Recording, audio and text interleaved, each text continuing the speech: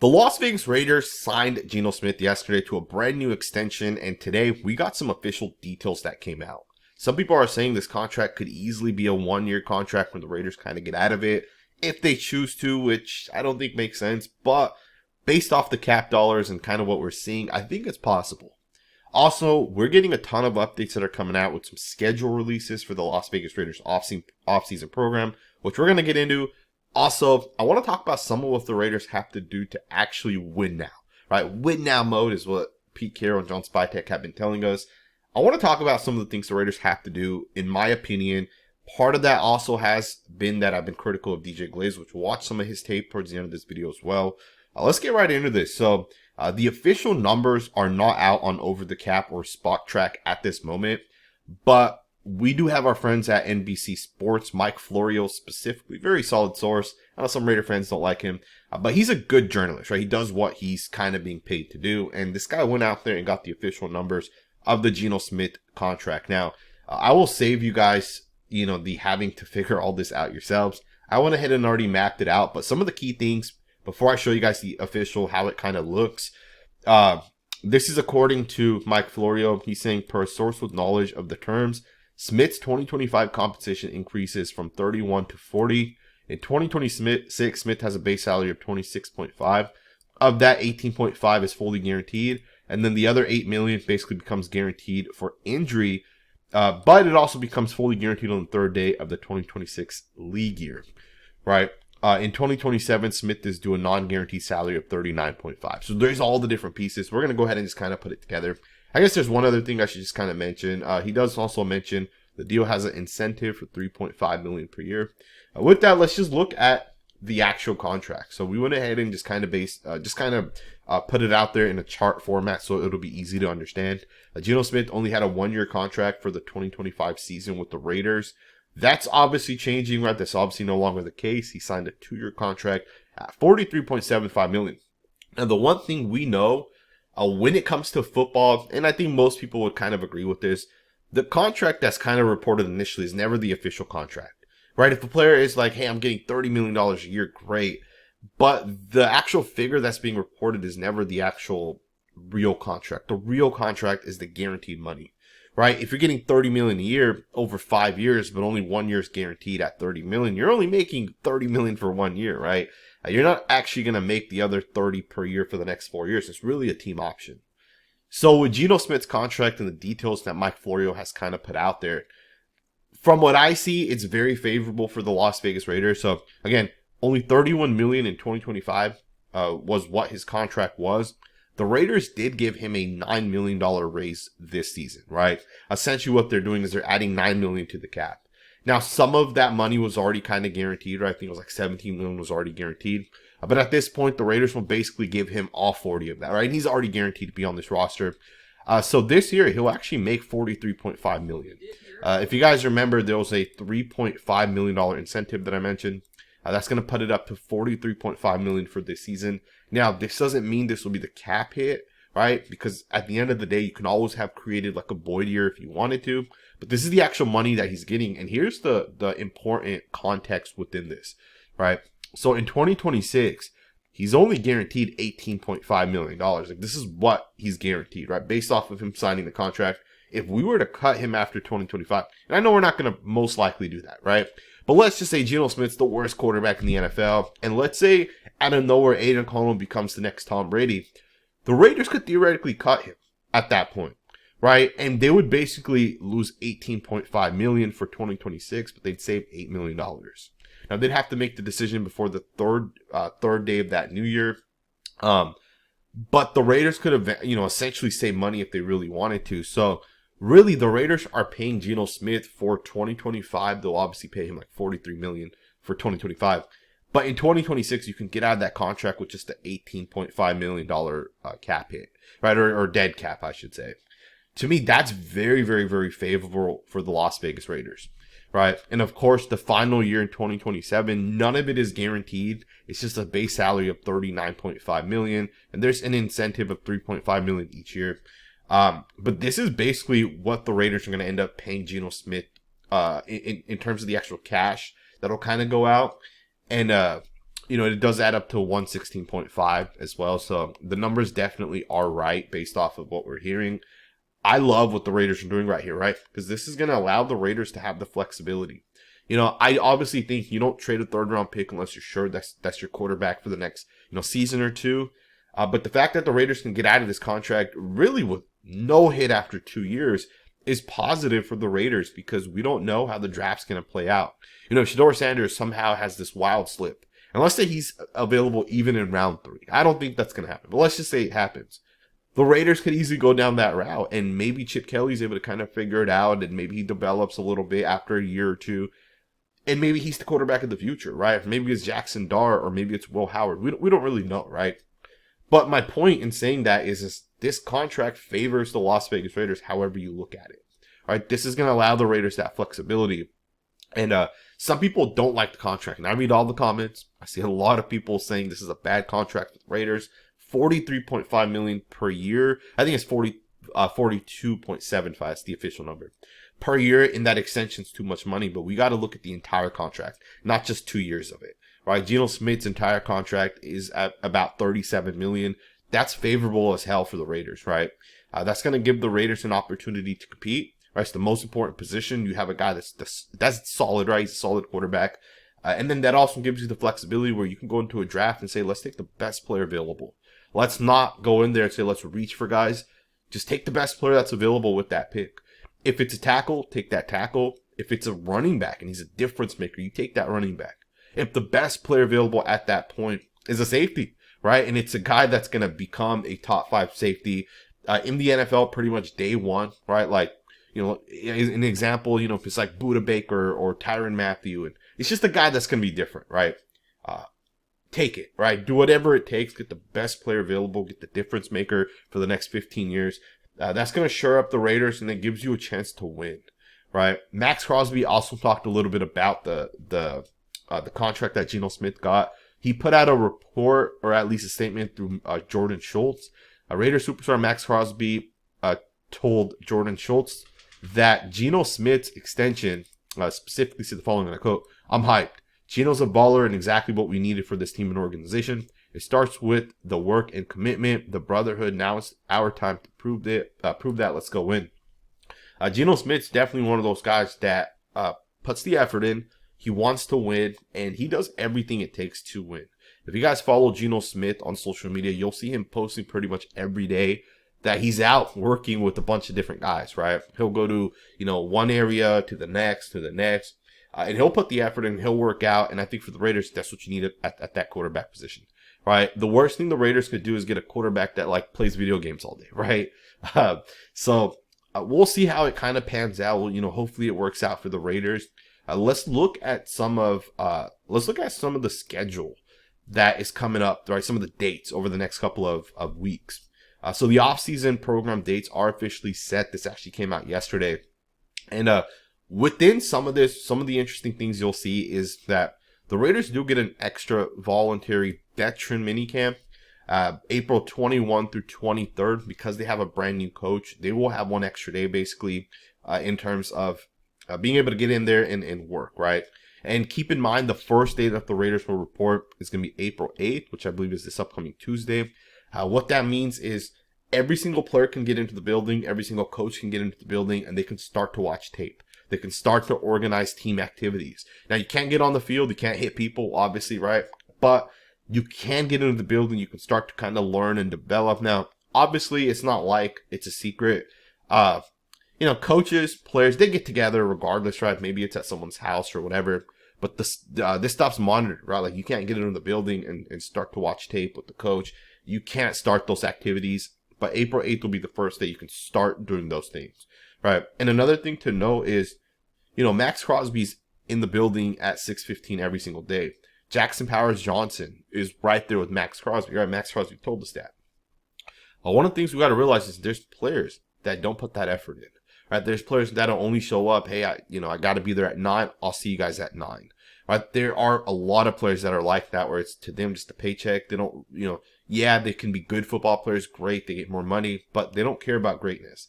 And you learn those things starting, April 8th. You start to pick those habits up from some of these players.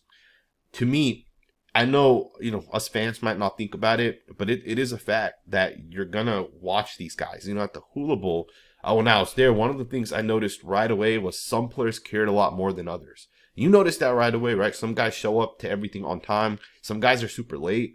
Some guys are leaders, right? Like they are literally in there. They're leaders. They're upbeat.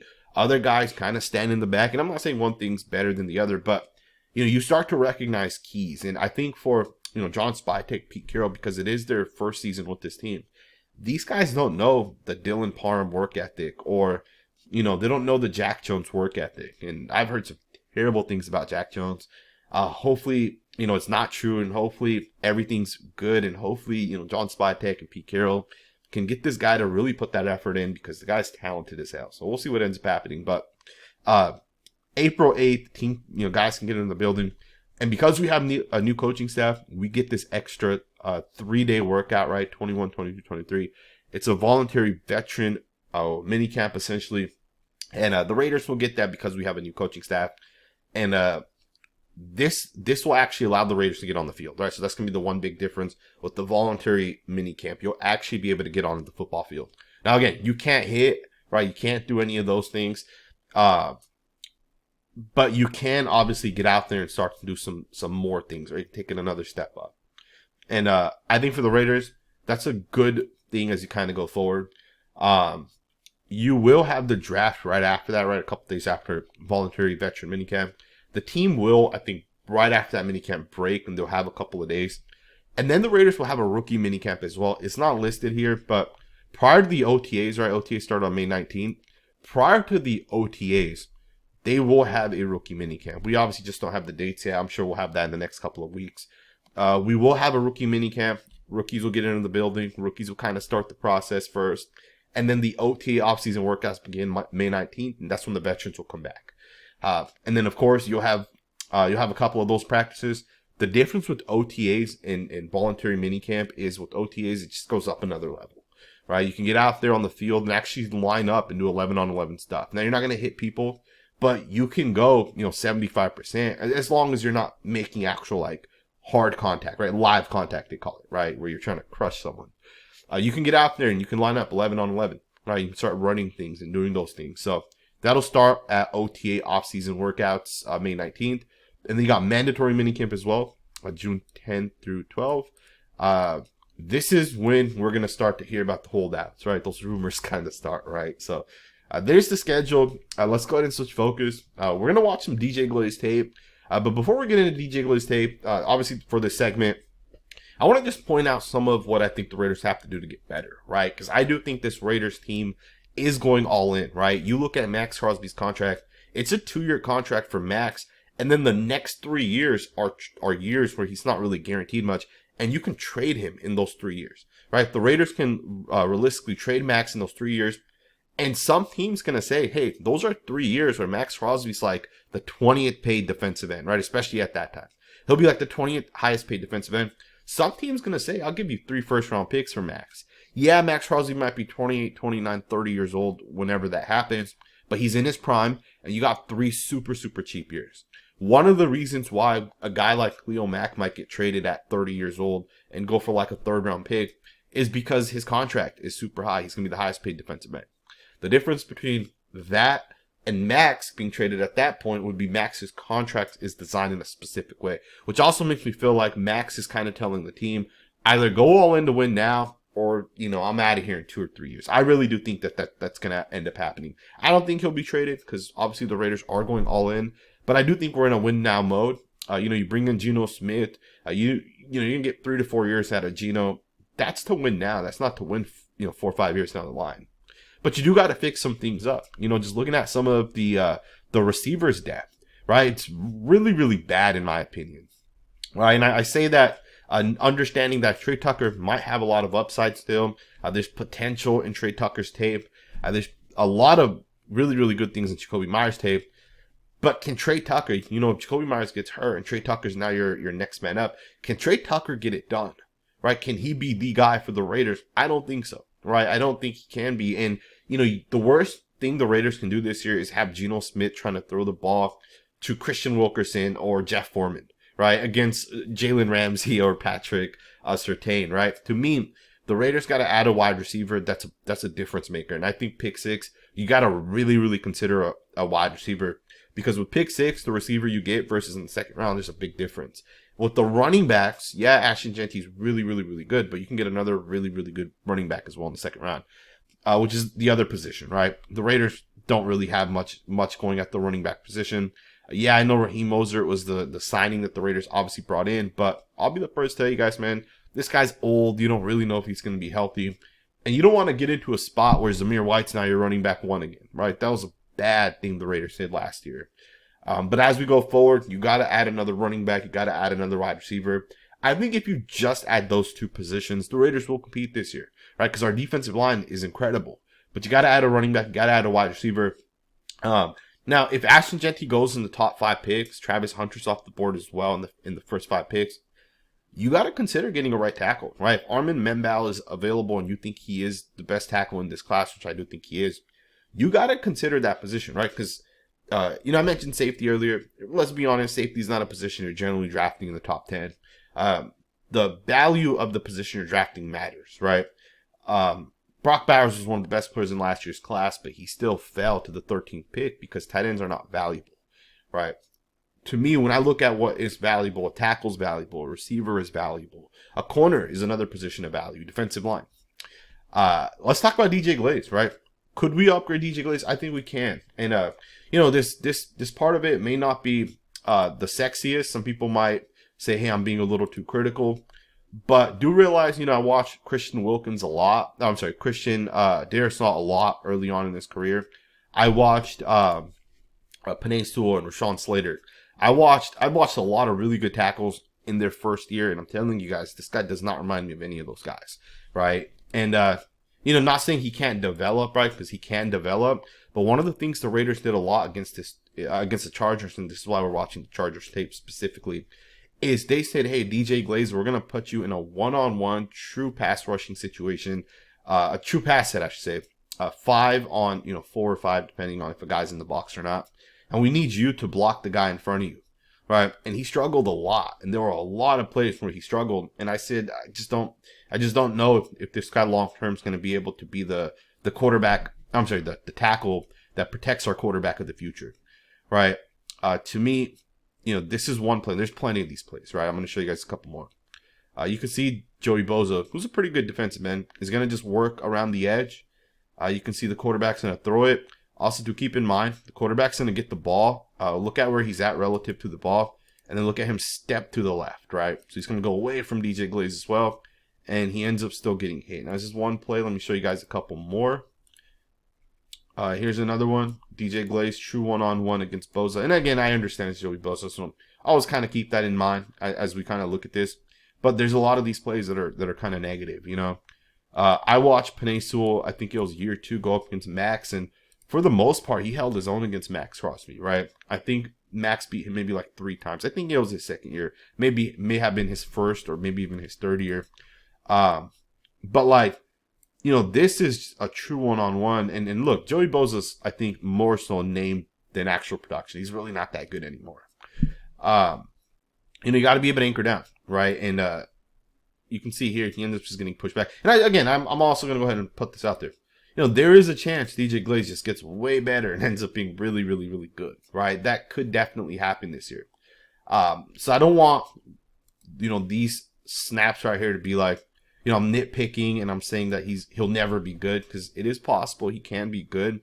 He can work out by just, the processing, being able to anchor down, and, when he's in a true one-on-one situation, it just doesn't look good at times, right?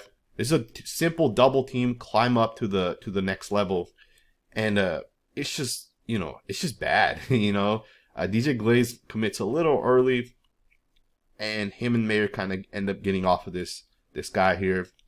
That's not a terrible rep, right? You can make the argument that one's on kind of Mayer as well. Here's another one.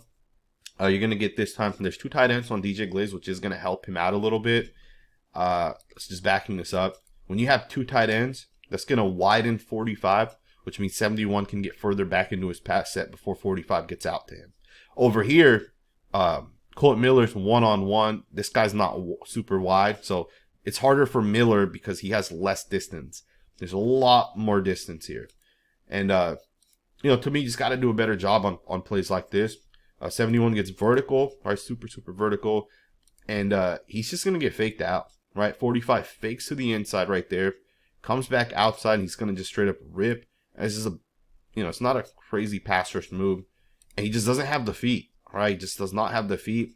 And also note, if you have Brock Bowers or Michael Mayer chip this guy on every single play, that's great. DJ Glaze will be able to hold up and shut these guys down.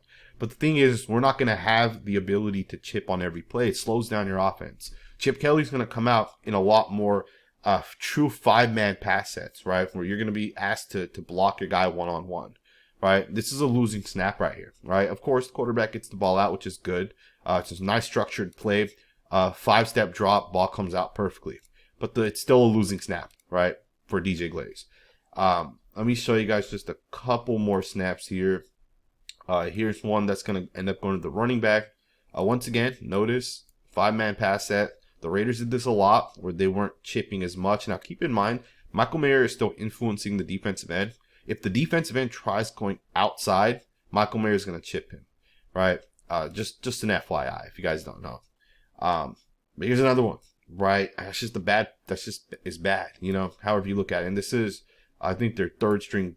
I think might have been a rookie. Tyree might have been a second year. I think that's I forget the guy's name. I think it's Henley's his last name. Don't quote me on that, but it's just it's bad passing plays, right? Obviously it's a completed pass, but I don't think this play was meant to go to the running back. Pretty sure Aiden O'Connell was looking to potentially push the ball downfield. You just got to do a better job right there, right, to be able to anchor down. A couple more plays, 3 more plays I'm going to show you guys. They're all pass sets. Once again, true 5-man pass set. Do note, Trey Tucker's here, running back's here. If he takes a wide angle, if the running back releases to the right, which I don't know if he's going to, he is. Running back hits this guy, right? If this guy goes super far out wide, running back's going to chip him. He doesn't go super far out wide. You can even see if you slow it down. The running back's going to look at this guy. All right, watch the running back look at him. That's because the running backs consider hitting him. If this guy takes an outside angle, right? And he's not, right? So what's happening is the running back's influencing the defensive end.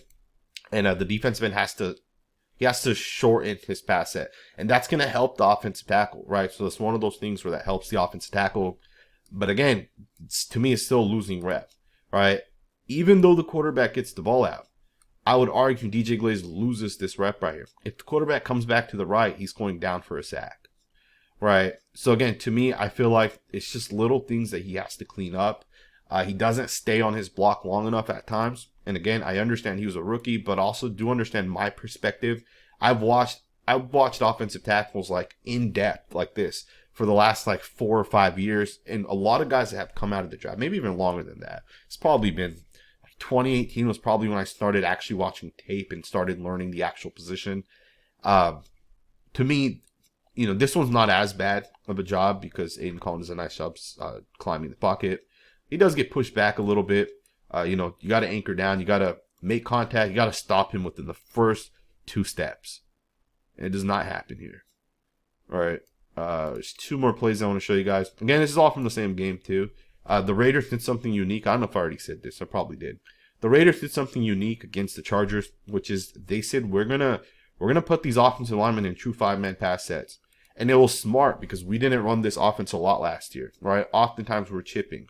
But the reason why we did it in this game, in my opinion, is because I feel like Tom Telesco felt he was safe and he looked at it like, hey, I want to see the offensive linemen when they're going to be asked to 5-man pass protect. And I think we did this even the game prior against the Saints. This one's not terrible. It's, you can blame Dylan Parham for maybe not doing a better job. You can blame DJ Glaze for being a little slow on this. But it is a losing snap, however you kind of look at it. Even though the ball is out, it's a losing snap. And then this will be the final play here. It's a defensive line coming, sure. You got to make contact. You got to pass it off as well.